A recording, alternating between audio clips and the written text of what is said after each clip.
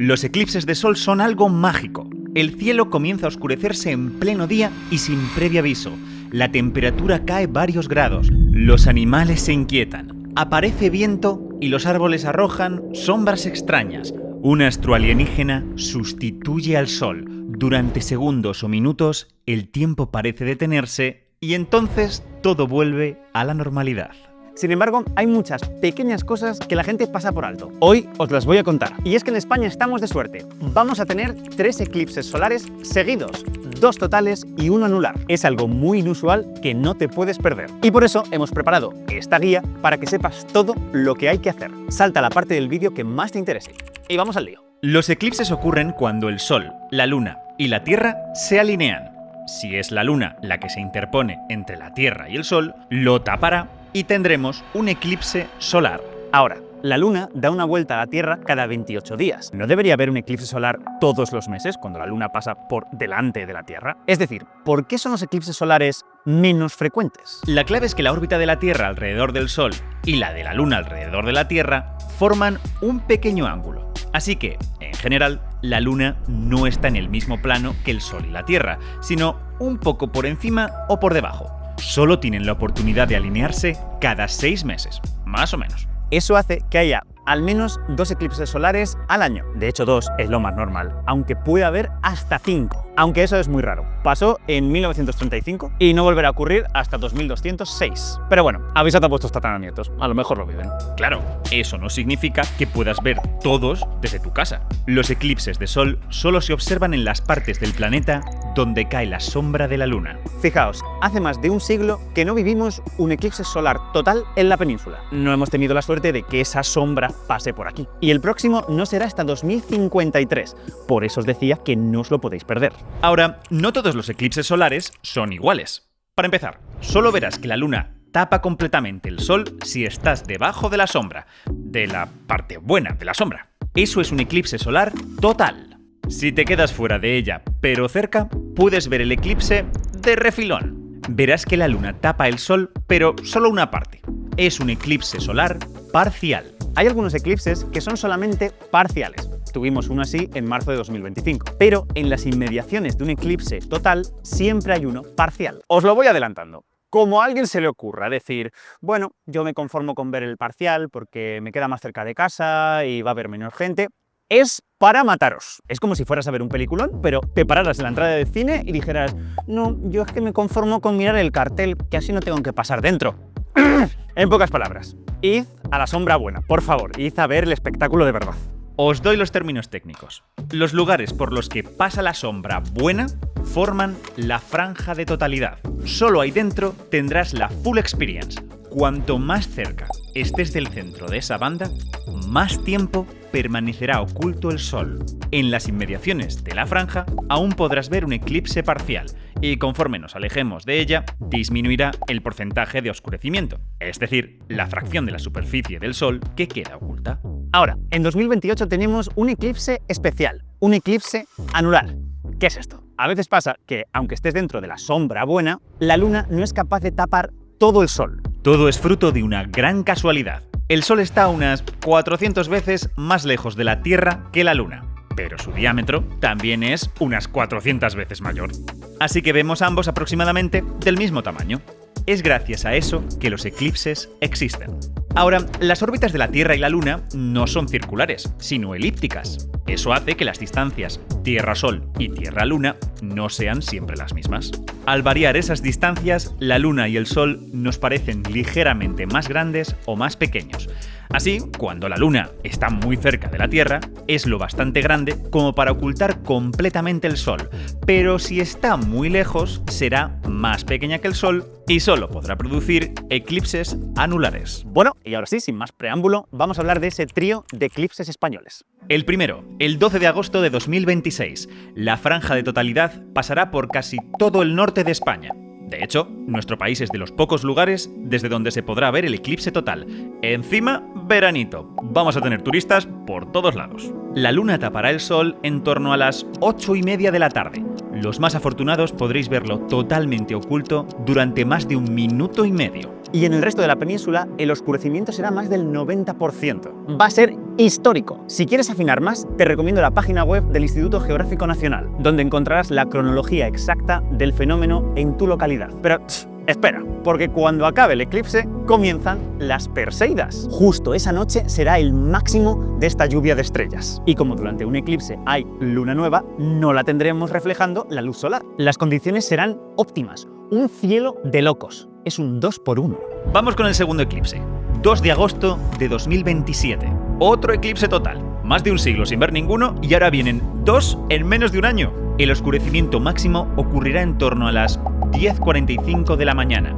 Si vives en el sur, este es tu eclipse. La totalidad será visible desde la parte sur de Andalucía y también desde Ceuta y Melilla. En el resto de España tendremos un eclipse parcial de más del 70%. Llegamos al tercer eclipse, 26 de enero de 2028.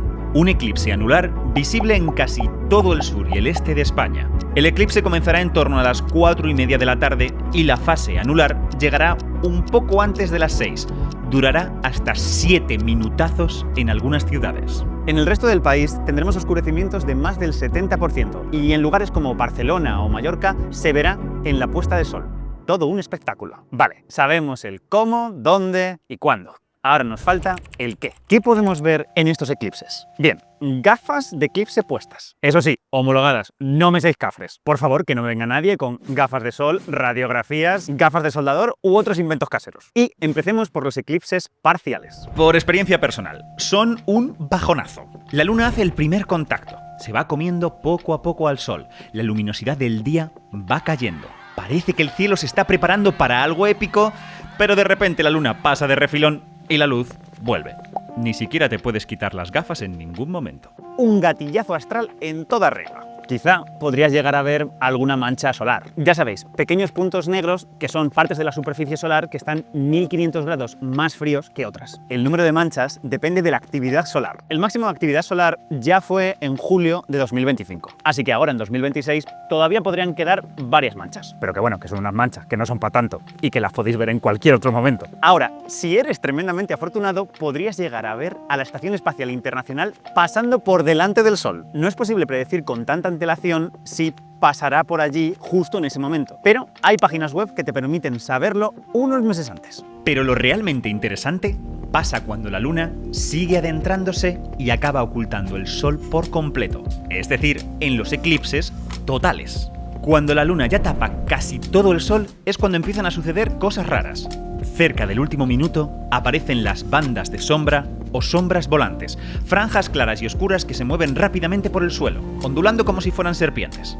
Se piensa que suceden por una combinación de dos efectos, que el disco solar es cada vez más estrechito, de modo que todos los rayos de luz nos llegan casi en la misma dirección, y la turbulencia atmosférica, el hecho de que la densidad y temperatura del aire varían de un sitio a otro. La magia de la refracción hace que los rayos se concentren en algunas zonas, dando lugar a estas sombras. Eso sí, son muy escurridizas. Hasta 1970 no se habían detectado. Pero si la superficie que tenéis es clara y lisa, tal vez podáis verlas. Si queréis probar suerte, preparad una sábana o algo así. Apenas unos segundos antes de la totalidad, la silueta de la luna aparece rodeada de una circunferencia de luz tenue. Pero desde una pequeña zona aún nos llega un destello de luz, que recuerda al pedrusco de un anillo de compromiso. Estás viendo el anillo de diamantes. A veces es incluso doble. Cuando ese destello se apaga, todo lo que queda del sol son unos puntitos de luz que forman una especie de collar.